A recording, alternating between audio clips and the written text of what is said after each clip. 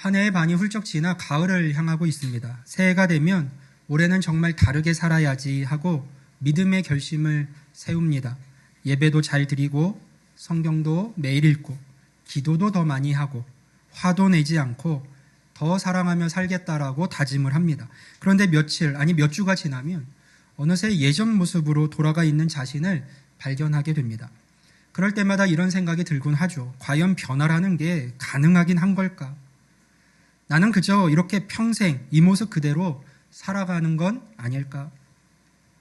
더 답답한 것은 주변에서 믿음으로 살자, 기도하자, 말씀대로 살자고 하는데 그게 구체적으로 어떻게 변화로 이어지는지 잘 모르겠다는 겁니다.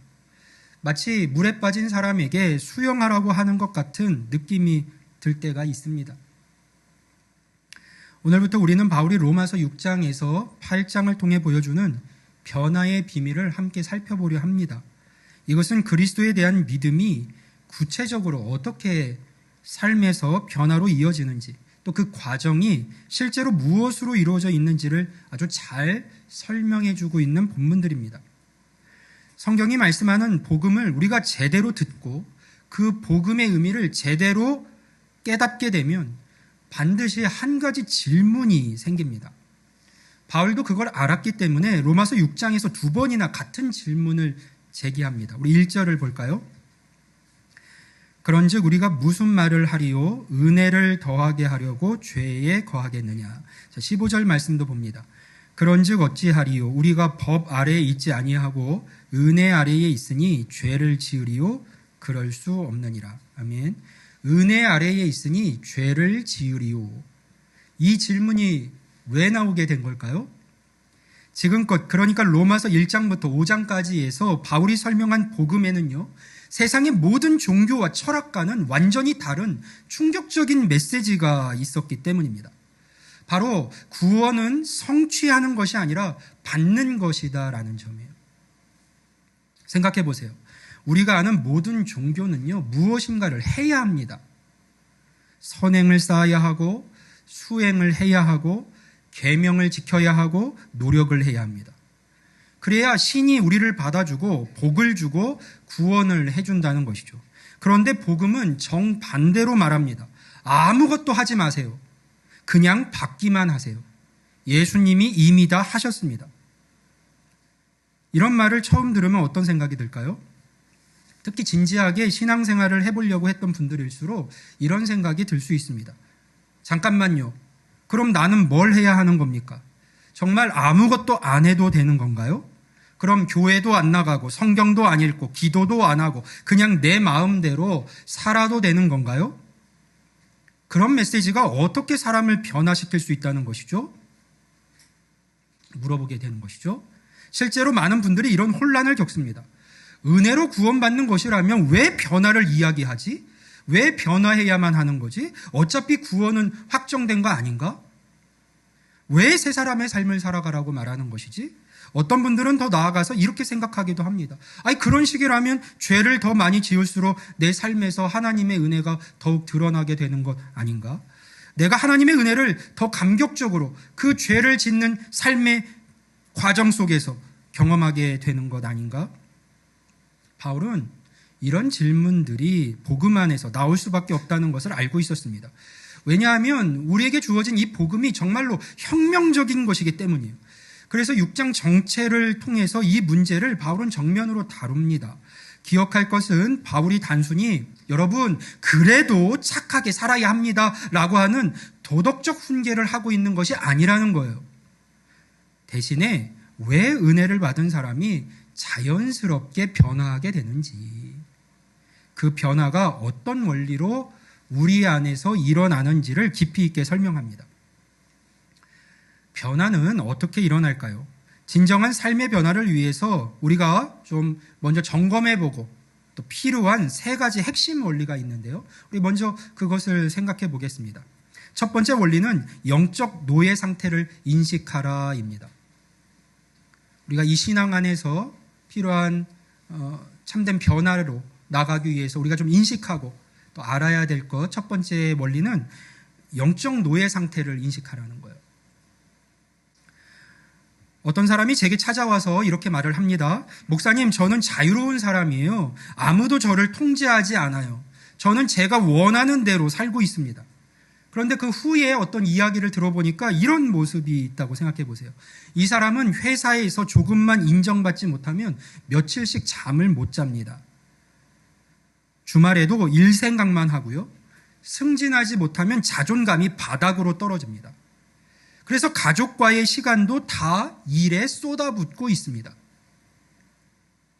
그렇다면 이 사람은 정말로 자유로운 걸까요? 아니면 성공이라는 주인에게 완전히 지배당하고 있는 것일까요? 바울이 16절에서 우리에게 던지는 질문이 바로 이겁니다. 우리 같이 한번 읽어볼까요? 로마서 6장 16절입니다. 시작.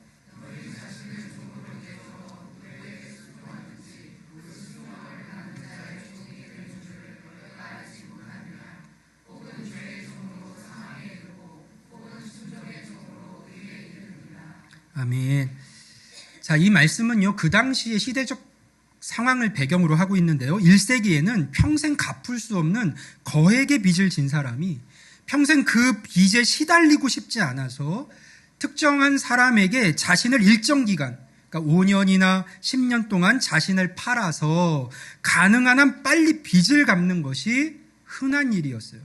드물지 않은 일이었습니다. 이런 상황에서는 빚진 사람이 자발적으로 자신을 종으로 내어주게 됩니다.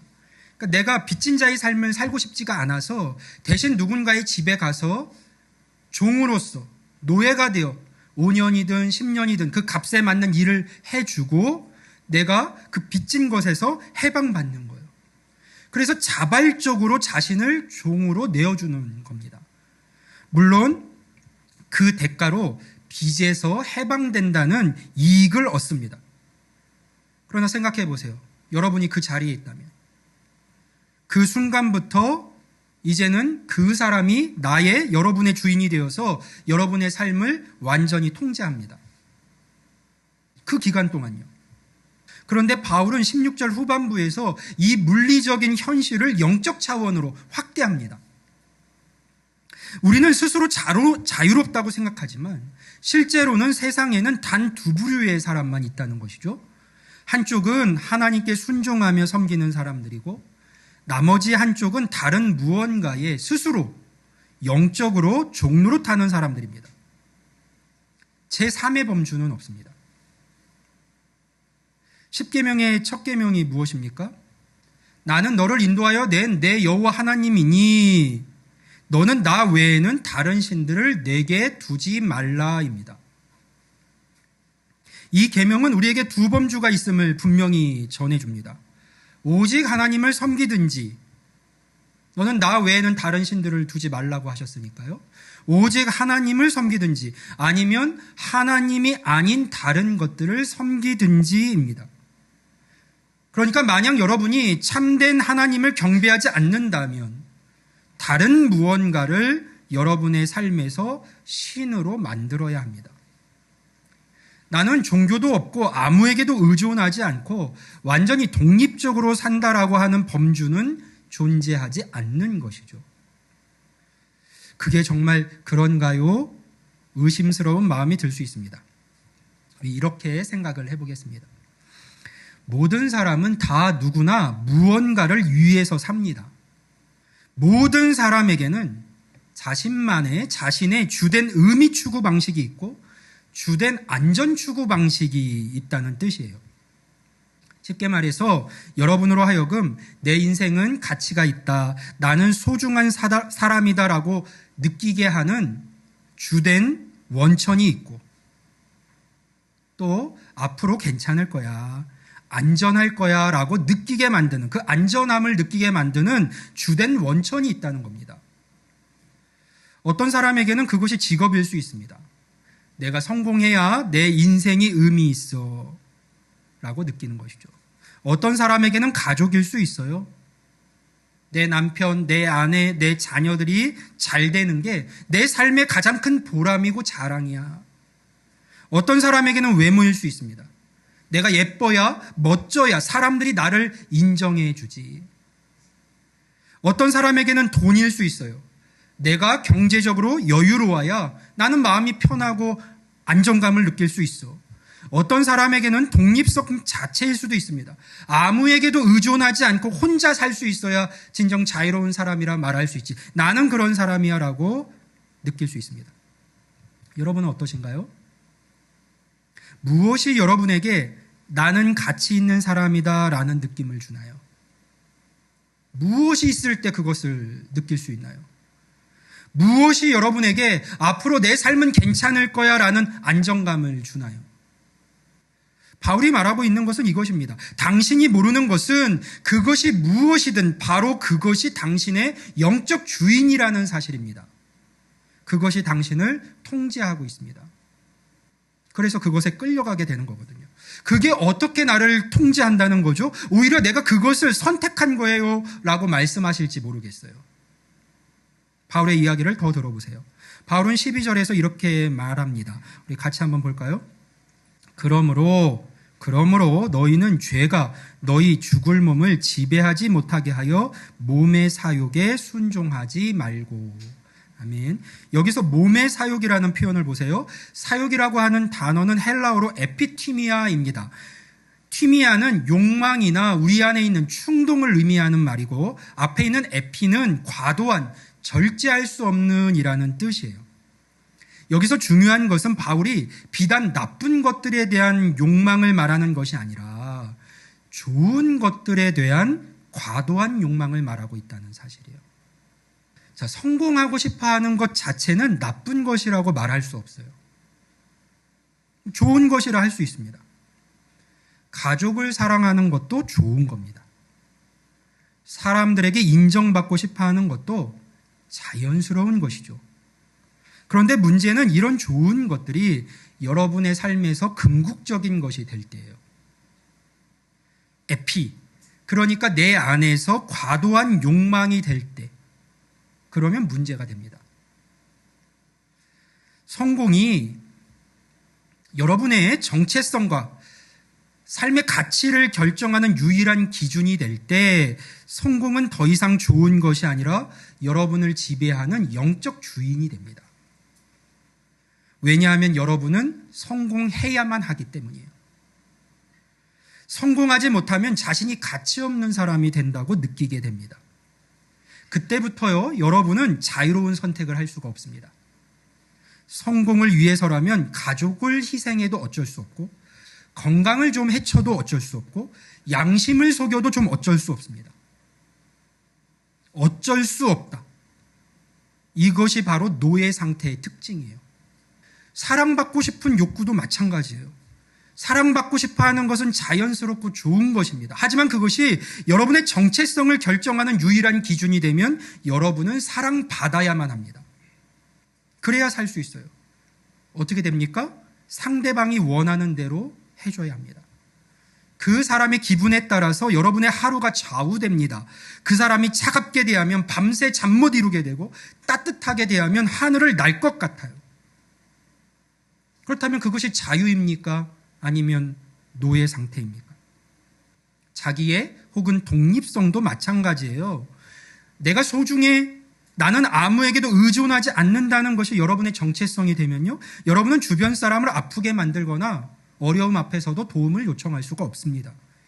이기적이 되고 아파도 혼자 견뎌야 합니다. 뜻대로 안 될 때마다 감당할 수 없는 짜증이 나고 외로울 때 혼자 참게 됩니다. 그러니까 바울이 말하는 건 이거예요. 우리가 자유롭고 좋은 것들을 추구하며 산다고 생각할지 모르지만, 모두가 다 자연스럽게 누구나 다 그런 삶을 살아가고 그렇게 살아갈 수밖에 없다고 말할지 모르지만, 실제로는 우리가 이미 그것이 무엇이든 과도한 욕망에 의해 통제당하고 있을 수 있고, 그렇다면 사실상 그것이 곧 여러분의, 우리의 영적 주인이 된다는 겁니다. 생각해 보세요. 통제당하는 삶을 어떻게 자유의 삶이라고 말할 수 있겠습니까? 나에게도 혹여나 그런 영적 주인이 있을까요? 팀 켈러 목사는요, 3가지 테스트를 해보라고 이야기를 합니다. 내 안에 이것이 있는지 점검해 보라는 거예요. 첫 번째는 분노 테스트입니다. 내 안에 있는 분노를 점검해 보라는 것이죠. 우리는 내가 좋은 것을 얻고자 할 때 그것을 방해받으면 화가 나요. 그것이 사람이든 방해자가 사람이든 상황이든 말이에요. 그런데 그 무언가가 내 삶의 궁극적인 것, 내가 궁극적인 것이라고 여기는 것, 내가 삶의 기초로 삼은 것을 얻는 것을 방해하면, 막으면 이성을 놓게 됩니다. 화가 폭발하게 되고 마음에 엄청난 쓴뿌리가 생깁니다. 이거는 시간이 지나도 잘 해소가 안 돼요. 나에게 궁극적인 것이 방해받았기 때문에. 여러 말을 그런 상황 속에서는 막 쏟아놓은 후에 이런 말을 그래서 하게 되기도 합니다.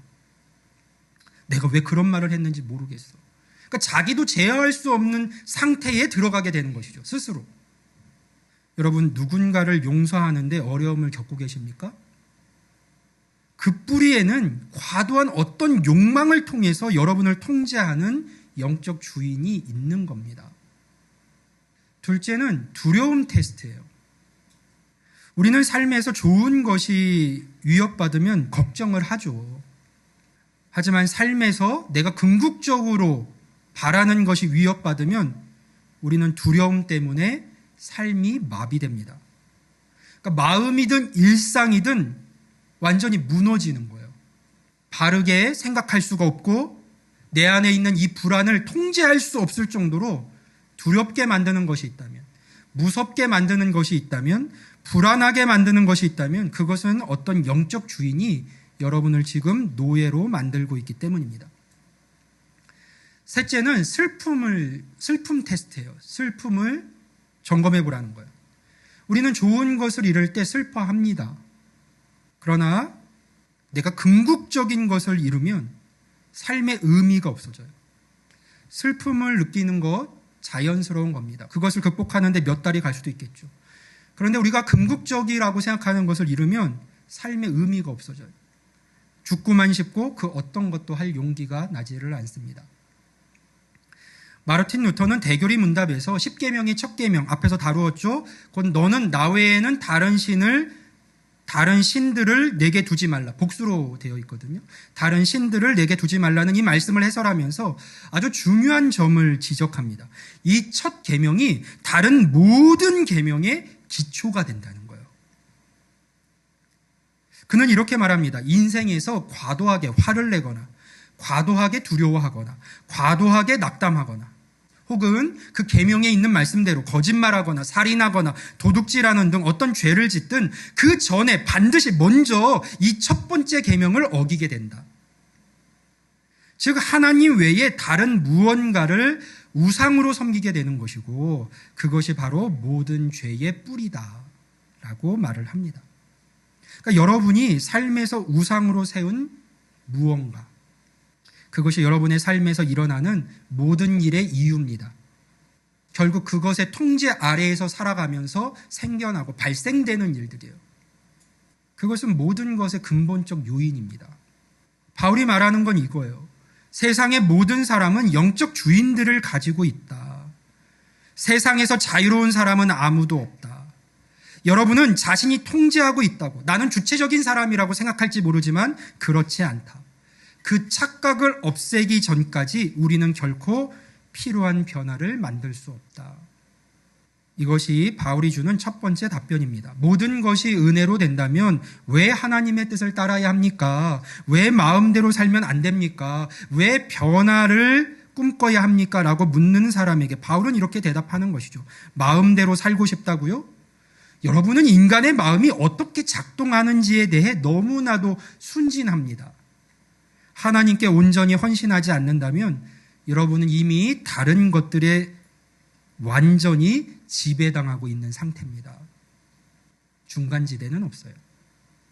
진정한 삶의 변화를 위해서 우리가 알아야 할, 그러니까 필요한 두 번째 원리는요, 예수님과의 연합의 범위를 깨달으라입니다. 변화를 위해서 그리스도가 주시는 자원들을 얻으려면요, 우리는 그분과 갖는 우주적 연합의 이 범위와 폭이 얼마나 넓고 크고 대단한지를 깨달아 알아야 합니다. 우리 3절과 5절 말씀을 한번 읽어봐요. 무릇 그리스도 예수와 합하여 침례를 받은 우리는 그의 죽으심과 합하여 침례를 받은 줄을 알지 못하느냐. 5절도 봅니다. 만일 우리가 그의 죽으심과 같은 모양으로 연합한 자가 되었으면 또한 그의 부활과 같은 모양으로 연합한 자도 되리라. 아멘. 자, 바울이 말하는 그리스도 예수와 합하여 침례를 받은 우리는 이 의미하는 것은 진심으로 예수님을 믿고 따르기로 결단한 모든 평범한 그리스도인들을 의미합니다. 자, 그들은 예수님과 어떻게 되어 있습니까? 침례받고 예수님을 따르는 믿음 안에 들어온 사람들은 어떻게 되어 있어요? 그리스도와 연합되어 있습니다. 자, 이 연합되어 있다는 단어는요, 원예 용어예요. 뿌리에 접붙임 되었다는 뜻입니다. 바울은 우리의 삶이 예수님의 삶의 뿌리에 접붙임 바 되었다라고 말을 합니다. 그것이 연합의 의미예요. 우리가 어떻게 연합이 되어 있습니까? 우리가 그의 죽으심과 같은 모양으로 연합한 자가 되었으면, 예수님의 죽으심, 그러니까 우리가 예수님의 과거와 연합이 되어 있어요. 그 십자가 사건과 연합되어 있는 겁니다. 예수님의 과거적 삶과 연합이 되어 있어요.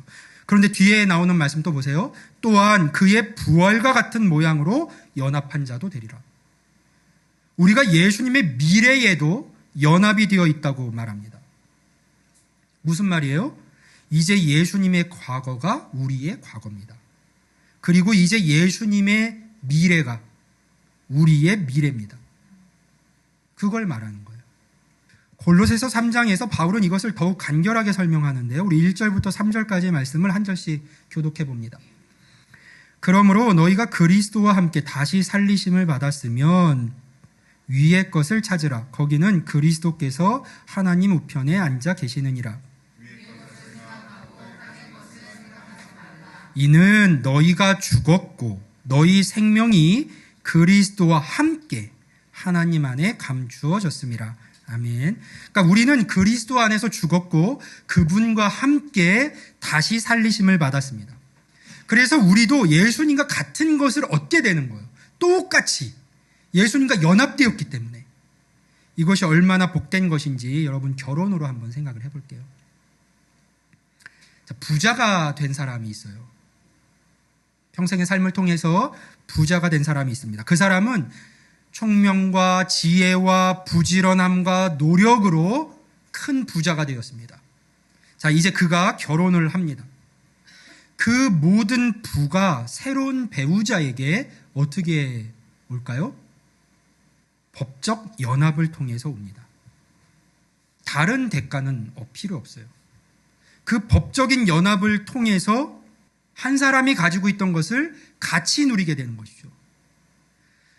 한 사람은 부를 축적하기 위해서 모든 것을 다 했고, 두 번째 사람은 그냥 결혼했습니다. 그리고 모든 것을 함께 누리게 됩니다.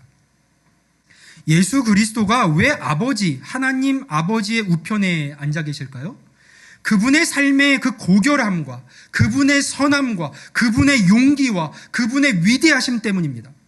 아버지는 아들을 보시고 말 그대로 기쁨으로 마음이 터지시죠. 그리고 이 본문은 예수 그리스도가 행하신 그 모든 것이 이제 법적으로 우리에게 참되다고 말하고 있어요. 연합되었기 때문에. 하나님과의 관계에서 결정적인 요인은 더 이상 여러분의 과거가 아닙니다. 그리스도의 과거예요.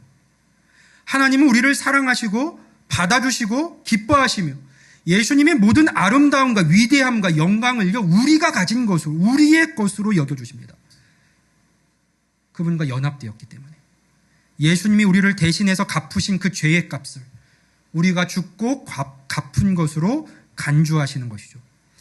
그래서 본문 5절에서 바울이 또한 그의 부활과 같은 모양으로 연합한 자도 되리라고 말했고, 이 말에 여러분 주목해야 돼요. 과거만 지금 연합된 게 아니에요. 되리라입니다. 조건부가 아니에요.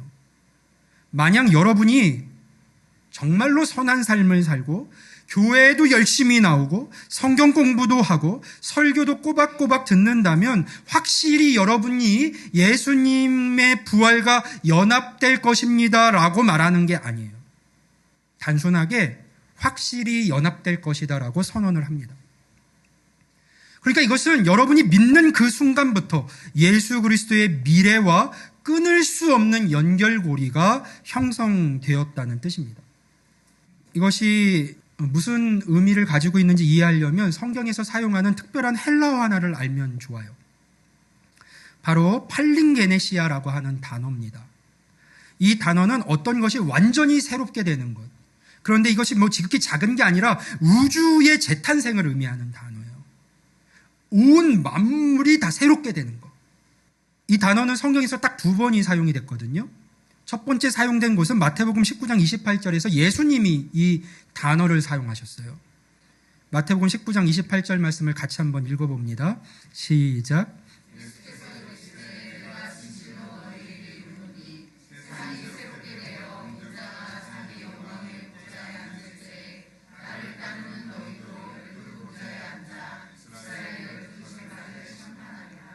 아멘.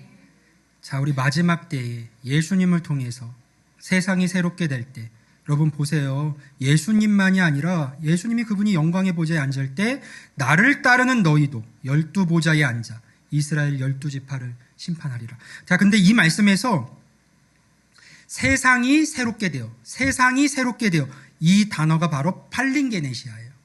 모든 만물이 새롭게 되는 것. 그 날이 언제 이루어집니까? 인자가 자기 영광의 보좌에 앉을 때입니다. 즉 예수님이 다시 오셔서 모든 것을 심판하실 그때죠. 그때에는 모든 슬픔이 기쁨으로 바뀌고 모든 것이 정화되고 모든 것이 완전히 새로워질 겁니다. 온 우주 만물이 온전함으로 충만함으로 가득 차게 돼요. 우주적 재탄생이 일어나는 겁니다. 그때는요.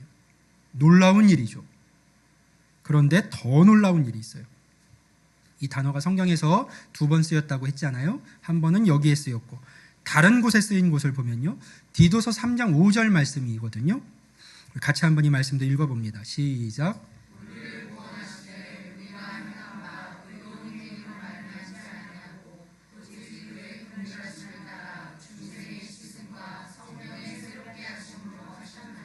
아멘. 자, 이 말씀에 등장하는 중생이라고 하는 단어가 바로 팔링게네시아예요.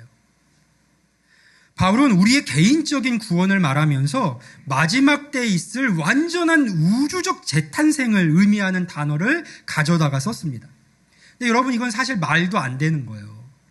왜냐하면 어떻게 한 사람의 그 개인적인 구원이 마지막 때에 있을 그 완전한 우주적 재탄생과 비견할 수가 있겠습니까? 그런데 바울은 이 둘을 연결시켰고 우리 안에서 같은 일이 일어난다고 보았습니다.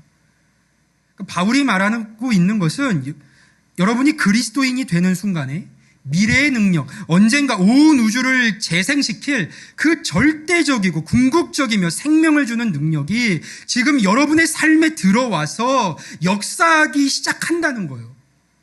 그러니 이게 얼마나 대단한 일이고 놀라운 역사가 우리 안에서 지금 일어난 겁니까?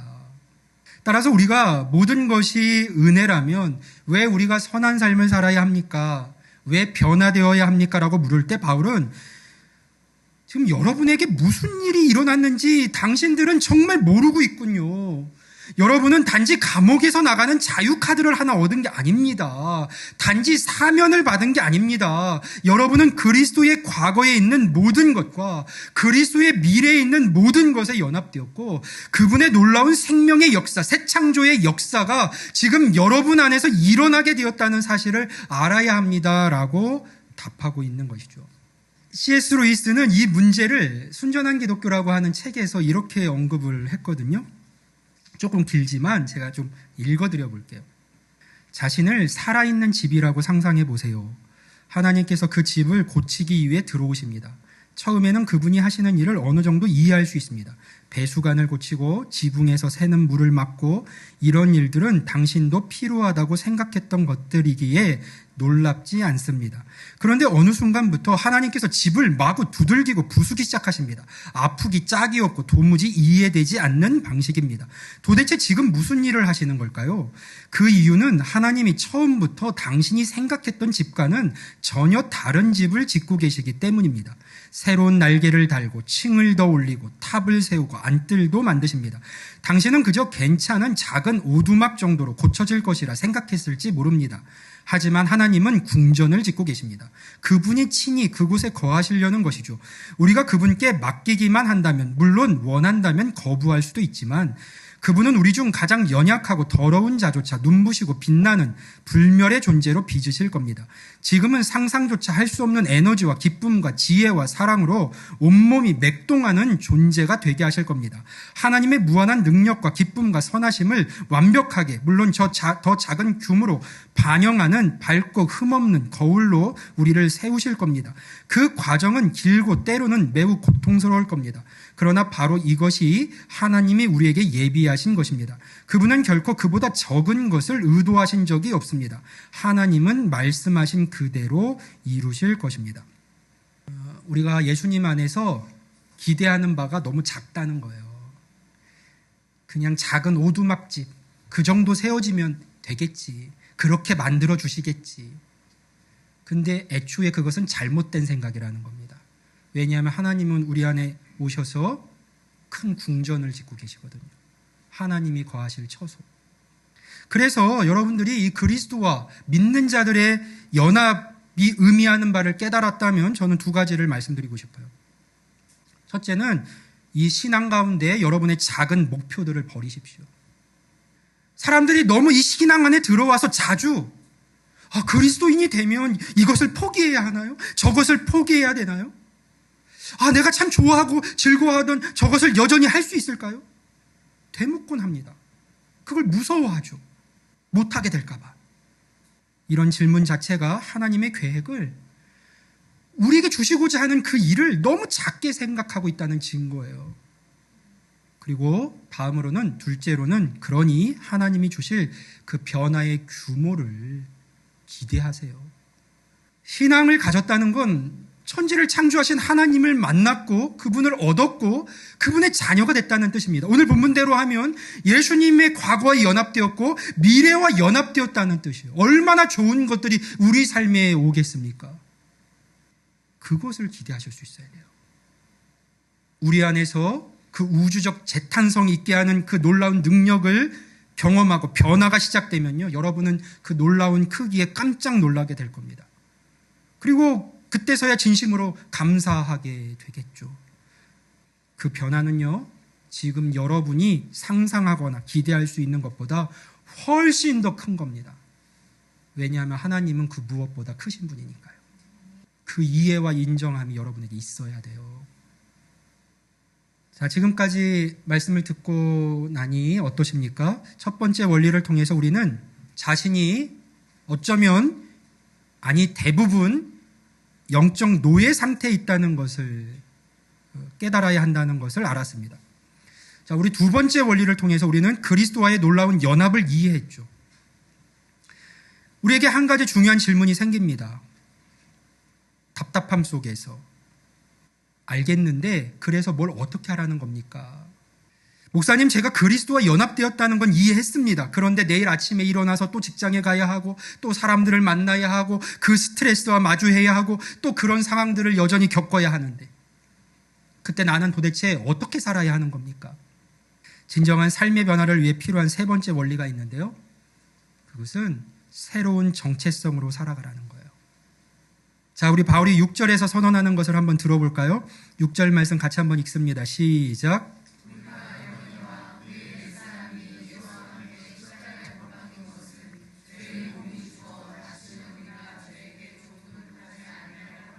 아멘. 여기서 옛사람이라고 하는 것은 여러분의 이전 자아, 여러분의 옛 정체성을 말합니다.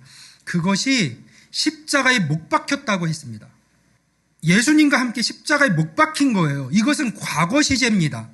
완료형이고 끝났습니다. 여러분이 그리스도인이 될 때 여러분은 이제 같은 사람이 아니에요. 이름도 같고 얼굴도 같고 목소리도 같지만 정체성이 이제 완전히 바뀌었습니다. 죄의 몸이라고 한 것은 우리의 육적 자체가, 이 몸이 죄스럽다는 뜻이 아닙니다. 바울이 말하는 것은 영적 주인들의 지배를 받던 우리의 삶의 방식을 가리킵니다. 새로운 정체성을 통해서 우리는 이제 옛 영적 주인들의 그 지배력을 깨뜨리고 완전히 다르게 살아갈 수 있는 능력을 갖게 되었습니다. 성경의 표현대로 하면 새 사람의 옷을 입게 된 것이죠.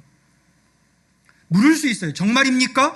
그럼 왜 저는 아직도 똑같나요? 왜 여전히 화나고 여전히 불안하고 여전히 같은 문제들로 고민하나요? 라고 물을 수 있어요. 11절에서 바울이 핵심을 말해줍니다. 이와 같이 너희도 너희 자신을 죄에 대하여는 죽은 자요 그리스도 예수 안에서 하나님께 대하여는 살아있는 자로 어떻게 해요? 여길지어다. 그렇게 여기라는 겁니다. 이 말씀에서의 핵심은 여기다라고 하는 동사예요. 여겨야 되는 겁니다. 여러분들이. 비록 여러분이 실제로 죄에 대해서는 죽었고 하나님께 대해서는 살아있는 존재가 되었다 할지라도, 아니 되었지만 스스로 그 사실을 여러분이 의식적으로 기억하고 날마다 인식해야 한다는 뜻이에요. 여기고 살아가야 돼요. 새 사람이 되었다는 것을. 다시 말해서 이 새로운 정체성이 자동으로 작동하지는 않는다는 겁니다. 여러분이 그렇게 여기지 않으면요.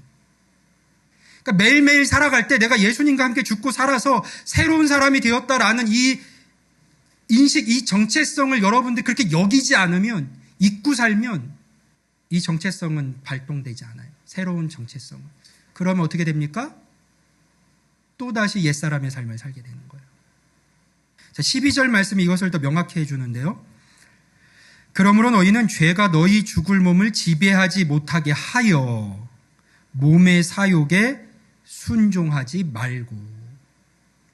이 말씀은 우리에게 두 가지를 알게 하는 거예요. 첫째로, 만약 여러분이 그리스도인이 되었음에도 불구하고 변화의 삶을 살고 있지 못하다면 그것은 우리 안에 주어져 있는 능력이나 자원이 부족해서가 아닙니다. 여러분은 이미 변화에 필요한 모든 것을 다 가지고 있어요.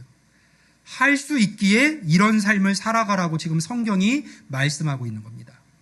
두 번째, 이 말씀을 알 수 있는 것은 그래서 그 능력들을 우리가 의식적으로 활용해야 한다는 거예요. 하라고 하시잖아요. 지배하지 못하게 하여 하고 사육에 순종하지 말고. 저절로 일어나지 않아요. 그래서 바울은 의지를 가지라고 말합니다. 여러분이 의지만 가지면 할 수 있습니다.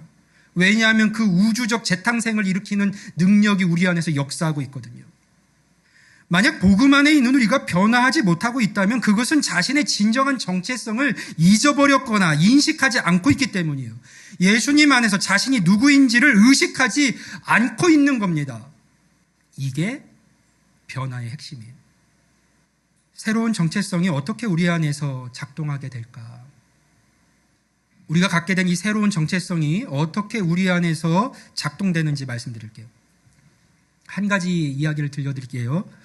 성 어거스틴의 일화를 좀 들려드리려고 합니다. 어거스틴은 그리스도인이 되기 전에 완곡하게 말하자면 성적 자제력에 심각한 문제가 있었던 사람이에요. 여러 이성들과 여성들과 문란한 관계를 맺으면서 살았습니다. 그리고 그것이 그의 영적 주인이었어요. 그는 그런 관계들 없이는 자신이 가치 있는 사람이라고 느낄 수가 없었어요. 그런데 그리스도인이 되고 난 이후에 어느 날 길을 걸어가고 있는데 과거에 함께했던 옛 정부 중에 한 명이 나타나서 만나게 됩니다. 그리고 그녀가 어거스틴을 계속 따라오는 거예요. 그녀는 그가 특별히 끌렸던 사람 중에 하나였고 그녀는 그를 유혹해서 다시 예전 관계로 돌아가고 싶어 했습니다. 그래서 그녀는 어거스틴을 자기 집으로 초대했고 이제 온갖 방법으로 그를 유혹하기 시작했어요. 그때 어거스틴은 매우 친절하고 정중하게 말을 합니다. 정말 감사합니다. 만나서 기쁘지만 아니요, 사양하겠습니다. 그리고 집을 나와서 그곳을 떠나버립니다.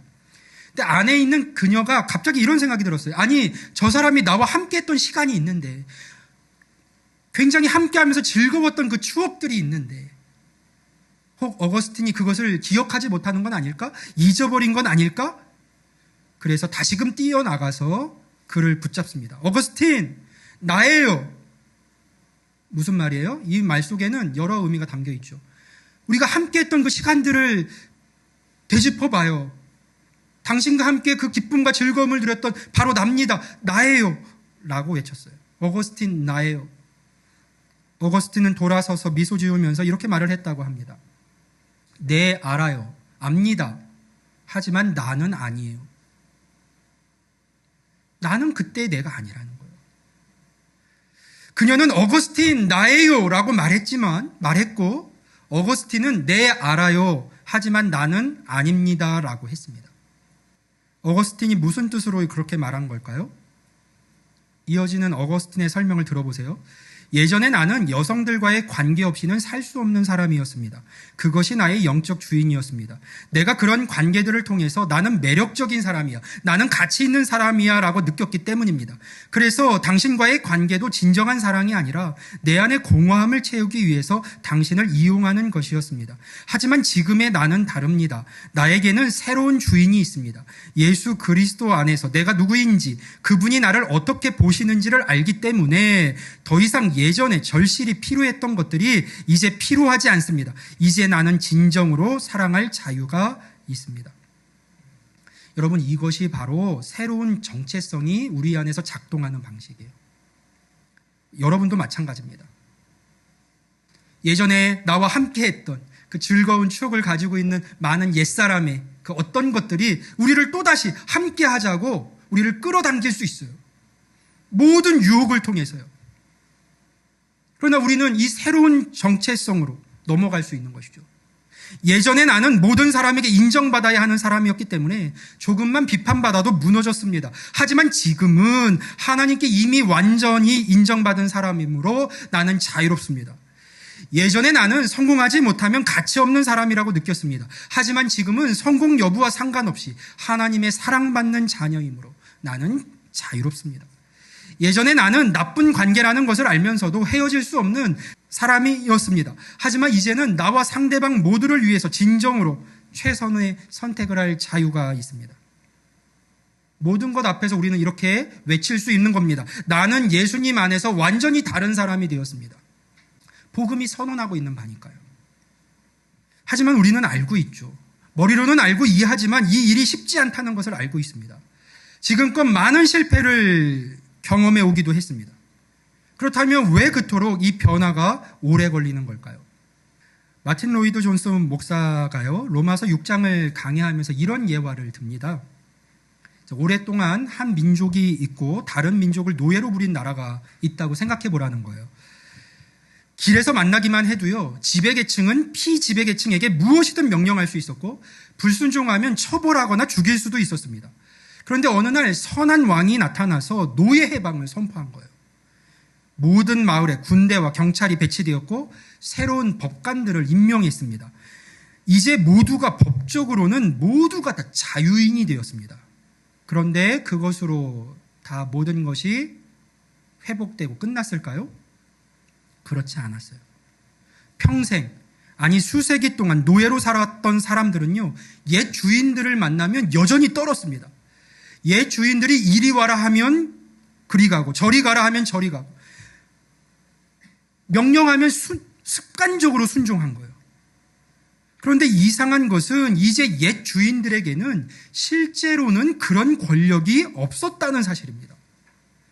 만약 노예였던 사람들이 당당히 그런 요구에 맞설 수만 있었다면 옛 주인들은 이제 아무것도 할 수 없었을 거예요. 그런데도 이 사람들은 계속해서 노예처럼 행동했습니다. 왜일까요? 법적으로는 분명히 자유인이 되었는데 자기 스스로가 그 사실을 받아들이지 못했기 때문이에요. 그래서 로이드 존슨은 이렇게 결론을 내립니다. 이방에 있는 모든 그리스도인이 바로 그 상태에 있습니다. 이것이 우리가 죄를 짓는 유일한 이유이고 변화하지 못하는 유일한 이유입니다. 과도한 두려움과 분노와 절망에 휩싸이고 나쁜 습관을 끊지 못하는 이유입니다. 예수님 안에서 완전히 해방되었다라고 하는 그 사실을 내가 분명히 깨닫지 못하고 삶에 적용하지 못하고 있는 것이죠. 해방된 노예들에게 해방되었다는 확신과 그것을 적용해내는 시간이 좀 필요했듯이 우리에게도 그 확신과 또 그 분명한 깨달음에 도달하는 시간이 필요할 겁니다. 그러나 여러분 기억하세요. 우리는 분명 죽을 몸에서 자유케 되었고 더 이상 여러분을 얽맬 수 있는 건 아무것도 없습니다. 우리 모두는 새로운 삶을 살아갈 수 있는 자들이에요.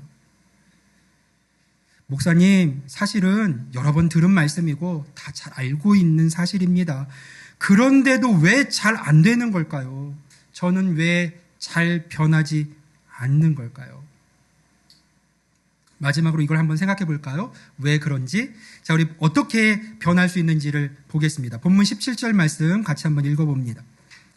시작.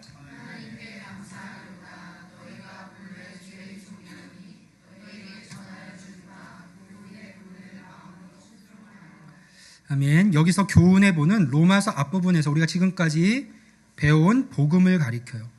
즉 너희가 본래 죄의 종이었으나 복음이 너희 마음에 불을 지폈다라는 뜻입니다. 새로운 삶을 살아갈 수 있도록 만들었다는 뜻이에요. 그런데 우리 스스로가 이 말씀을 거절합니다. 여러분 스스로가. 말씀은 그렇게 되었다고 하는데 우리 스스로가 그것을 거절합니다. 안 하고 싶어요. 왜 그럴까요? 진짜 문제는 이겁니다.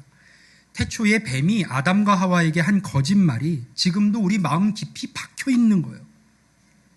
하나님께 온전히 순종하면 너희들의 삶이 더 괴로울 수 있어. 너희들의 자유가 더 억압될 수 있어. 라고 하는 그 마음이요. 그 거짓말이요. 그래서 하나님께 자신을 온전히 맡기라.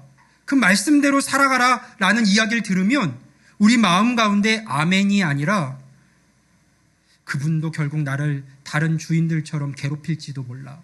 그런 삶을 살아가면 나는 오히려 더 자유를 빼앗기고 삶에 고단하게 될지도 몰라. 라는 그 속삭임을 듣게 되는 것이죠. 이상한 건 이거예요. 우리는 직업이나 사랑 같은 것에 다른 것들에 매여 사는 것은 별로 부담스러워하지 않습니다. 그냥 살아가죠. 하지만 하나님께 무조건적으로 순종해야 한다고 하면 혹은 말씀대로 살아가야 한다고 하면 갑자기 자유가 없어진다고 느끼면서 두려워합니다. 다른 것에 얽매여 사는 것은 그냥 해나가면서 하나님의 말씀대로 그분 안에서 살아가야 한다고 하면 두려움을 느껴요. 그래서 못하겠어요 라고 말합니다. 진짜 자유를 주시는 하나님께 나아가기보다는 실제로는 우리를 노예로 만드는 것들 속에서 독립적인 삶을 살아가고 있다는 착각을 유지하려고 합니다. 그 두려움을 어떻게 극복할 수 있을까요? 내 안에 있는 그 두려움을요. 아이러니하게도 복음밖에는 답이 없는 것이죠. 여러분이 그 복음을 알고 복음의 그 의미를 깨닫고 복음이 우리를 안내하는 그 자리가 무엇인지를 실제로 경험할 수 있어야 돼요. 우리 마음에 진짜 감동이 주어져야 합니다. 그 복음으로 인한 감동이. 팀 켈러 목사가 쓴 탕부 하나님이라는 책이 있거든요. 거기 보면 베트남 전쟁 후에 그들의 삶을 다룬 한 영화 이야기가 나오더라고요. 제목은 3시즌이라고 하는 영화인데요. 세 개의 이야기가 다루어지고 있는데 그중 하나가 이렇습니다. 하이라고 하는 가난한 인력거꾼이 란이라고 하는 창녀를 사랑합니다. 둘 다 절망적인 상황에 있어요. 하이는 가난해서 란을 사랑하지만 그 이후의 삶을 감당할 수가 없고, 란은 창녀 일을 통해서 가난에서 벗어나려고 하지만 갈수록 더 비참해질 뿐입니다. 란은 자신이 일하러 가는 고급 호텔의 우아한 세계를 동경합니다. 언젠가는 그런 곳에서 떳떳하게 살고 싶어 하지만 창녀로서는 일을 마치면 쫓겨나듯 떠나야 할 장소일 뿐이에요. 그리고 아이러니하게도 그 꿈에 가까워지려고 애쓰면 애쓸수록 더 깊은 절망으로 빠져듭니다. 그런데 이 하이가 인력거 경주에서 우승하면서 큰 상금을 타게 됩니다. 인생이 바뀔 기회가 온 거예요. 그런데 하이는 그 돈을, 그 상금을 다 털어서 고급 호텔방을 하룻밤 빌리고 란에게 그 방에서 만나자고 합니다. 모든 사람이 예상한 것은 뻔한 결말이죠. 란도 그렇게 생각을 했습니다. 그런데 놀랍게도 하이는 전혀 다른 말을 합니다. 나는 당신과 잠자리를 하려는 게 아니에요. 하이가 한 일은 이거예요. 란이 그토록 꿈꿔왔던 그 우아한 세계에서 당당한 손님으로 하룻밤을 보낼 수 있게 해준 거예요. 그리고 조용히 란이 편안하게 잠드는 모습을 지켜본 후에 아침에 아무것도 요구하지 않고 사라집니다. 그때 란에게 무언가 놀라운 일이 일어납니다. 처음으로 자신을 이용하지 않고 진정으로 섬기는 사랑을 경험한 거예요. 그 후에 란은 예전의 삶으로 돌아갈 수가 없었습니다. 자신의 존엄성을 새롭게 깨달았고 그래서 완전히 다른 사람이 되었어요. 무조건적인 사랑이 가진 변화의 능력을 그녀가 체험한 것이죠. 자, 이제 예수 그리스도를 생각해 봅니다. 그분은 세상의 모든 권세를 가지고 계셨어요. 그분은 우리가 자유롭게 해줄 거라고 착각하는 것들에 실제로는 얽매여 사는 모습을 보셨습니다.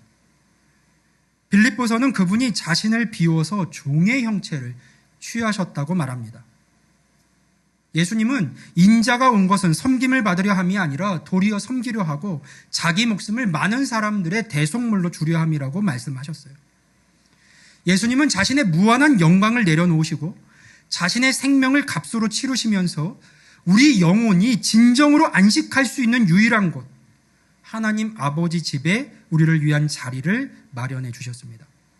란이 하이의 그 무조건적인 사랑을 경험하고 완전히 변화될 수 있었다면 하물며 우리는 어떠하겠습니까?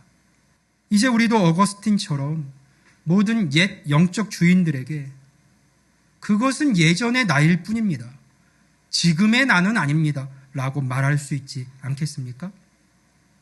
생각해 보세요. 우리를 위해 자신의 모든 것을 바치신 유일한 주인에게 자신을 맡기는 것을 우리가 두려워할 이유가 있을까요? 여러분의 직업이 여러분을 위해서 죽어주겠습니까? 여러분의 성공이 여러분을 위해서 자신을 희생하겠습니까? 여러분이 섬기는 그 무엇이 여러분을 위해서 자신의 모든 것을 내어주겠습니까? 그런 것들은 오히려 여러분이 그들의 요구를 충족시키지 못할 때 평생 여러분을 괴롭힐 겁니다. 하지만 예수님은 다릅니다. 그분은 우리를 섬기기 위해 종이 되신 유일한 주인이세요. 그분께 여러분의 모든 것을 맡기십시오. 그러면 토마스 크레머가 말했듯이 우리는 진정한 진리를 깨닫게 될 겁니다. 그분을 섬기는 것만이 완전한 자유이다.